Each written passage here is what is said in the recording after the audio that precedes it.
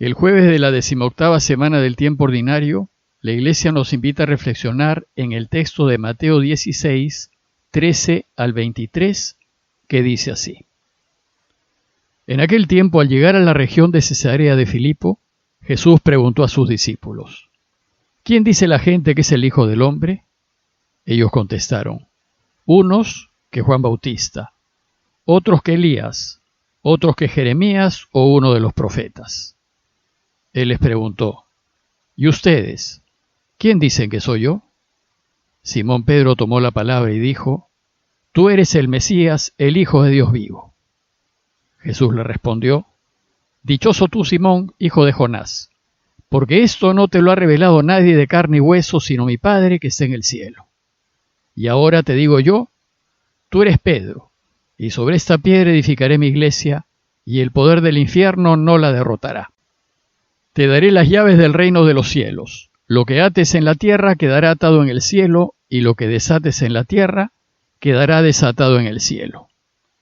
Y les mandó a los discípulos que no dijesen a nadie que él era el Mesías. Y desde entonces empezó Jesús a explicar a sus discípulos que tenía que ir a Jerusalén y padecer allí mucho por parte de los ancianos, sumos sacerdotes y escribas, y que tenía que ser ejecutado y resucitar al tercer día. Pedro se lo llevó aparte y se puso a increparlo. No lo permita Dios, Señor. Eso no puede pasarte. Jesús se volvió y dijo a Pedro, quítate de mi vista, Satanás, que me haces tropezar. Tú piensas como los hombres, pero no como Dios. El Evangelio de Mateo está compuesto de 3 partes principales. En la primera parte, Mateo nos presenta a Jesús, el Mesías, y esta parte la desarrolla antes de que Jesús empiece su vida pública. En la segunda parte, Jesús empieza su vida pública y anuncia a todos con palabras y obras la llegada del reinado de Dios. Pero esta parte concluye con el rechazo del pueblo de Israel y aparentemente el anuncio del reinado de Dios ha sido un fracaso.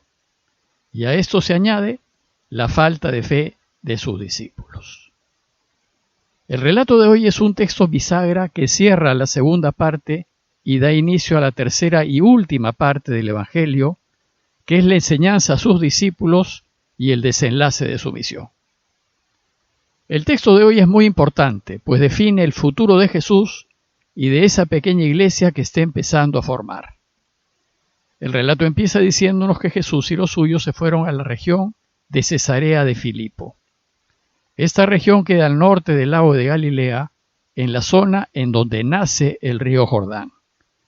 Es un lugar muy hermoso y probablemente Jesús y los suyos decidieron ir para allá a fin de descansar, evaluar lo sucedido y decidir los siguientes pasos. Dice el texto que estando en Cesarea de Filipo, Jesús preguntó a sus discípulos, ¿y quién dice la gente que es el Hijo del Hombre? Hijo del Hombre es el título que Jesús ha venido usando para referirse a él mismo. Se trata de un título enigmático que se puede relacionar al profeta de Daniel 7 y que es el que vendrá sobre las nubes del cielo, pero otros lo pueden relacionar a las parábolas de Enoc, en donde el Hijo del Hombre derrogará a los reyes y potentados de sus tronos. El hecho es que el título Hijo del Hombre se refiere a un personaje salvador, a un Mesías. Jesús está evaluando los resultados de su anuncio y desea saber qué es lo que finalmente la gente ha entendido de su mensaje. ¿Quién cree la gente que es Él? ¿Se habrá dado cuenta que Él es el Mesías? Entonces los discípulos comparten lo que la gente piensa de Él y le responden.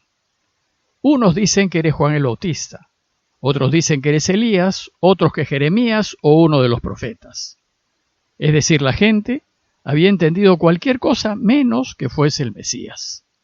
Ciertamente lo consideraban entre los grandes profetas de Israel, semejante al Bautista, al que ellos conocieron y que fue un extraordinario profeta, semejante a Elías, de quien los escritos judíos afirman que no murió, sino que fue subido al cielo en un carro de fuego, y el pueblo está a la espera de que vuelva a anunciar la venida del Mesías. Y semejante a Jeremías, el profeta sufriente por excelencia, que anunció la conversión a Dios con fuerte oposición de los importantes de Israel. Pero si bien eso es lo que piensa la gente, Jesús quiere saber qué piensan ellos, sus discípulos, los que han compartido sus alegrías y rechazos. Y entonces les pregunta directamente: ¿y ustedes? ¿Quién dicen que soy yo? Seguramente en diversas ocasiones habrán conversado entre ellos acerca de Jesús. Y si bien Jesús se ha dirigido a todos los discípulos, es Pedro, el líder del grupo, quien en representación de todos exclama: nosotros creemos que tú eres el Mesías, el Hijo de Dios vivo. El grupo, sus discípulos, lo reconocen Mesías, el Mesías esperado, pero además creen que es el Hijo de Dios vivo. Pedro está afirmando que Jesús, en cuanto Hijo de hombre, no está desempeñando el papel de hijo de David, sino el de hijo del Dios vivo. Se trata de una confesión de fe de Pedro. Pedro cree que Jesús es el Mesías. Ciertamente ha habido un cambio en la fe de ellos y han pasado de dudar a creer. La respuesta de Jesús a lo de Pedro, y que es el centro de este relato, contiene tres afirmaciones.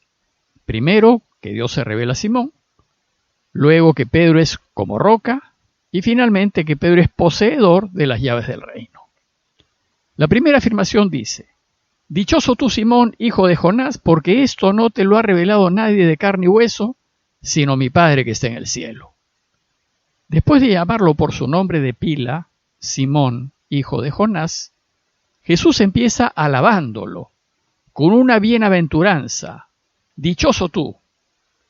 Y le anuncia a Pedro que será feliz, porque se ha dejado tocar por Dios y ha hablado lo que el Padre ha querido que hable, y se ha dado cuenta y ha confesado que Él es el Mesías. Además, esto que ha confesado no viene de abajo, sino de arriba, de Dios. La segunda afirmación que Jesús dice es: ahora te digo yo, tú eres Pedro, y sobre esta piedra edificaré mi iglesia, y el poder del infierno no la derrotará. Debido a su respuesta correcta, lo primero que hace Jesús es cambiarle de nombre. Te has venido llamando Simón, pero en adelante te llamarás Pedro.